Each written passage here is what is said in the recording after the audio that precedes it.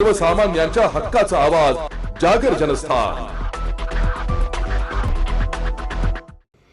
दीपनगर तालुका भुसावळ वीज निर्मिती केंद्रातील 660 मेगावॅट प्रकल्पाच्या प्रवेशद्वाराच्या आवारातून अज्ञात चोरट्यांकडून बिंदास लोखंड चोरून नेल्याची घटना घडत आहे। नवीन प्रकल्पात बंदोबस्त असताना चोरटे लोखंड बाहेर काढतात तरी कसे असा प्रश्न उपस्थित होत आहे।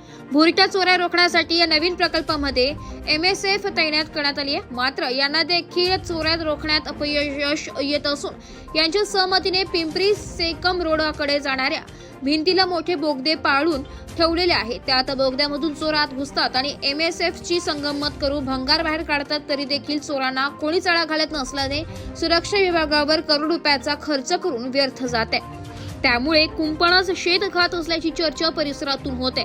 सामान्य नागरिकांची व कंत्राटी कामगारांची MSF गार्डकडून वीज निर्मिती केंद्राच्या गेटवरती मोठी चौकशी केली जाते आणि भंगार चोरीकडे दुर्लक्ष का केले जाते असा वारंवार प्रश्न उपस्थित होत आहे। त्यामुळे वरिष्ठ पातळीवरून MSF कर्मचाऱ्यांची अधिकाऱ्यांची चौकशी का होत नाही। जागर जनस्थानसाठी सुमित निकम, भुसावळ।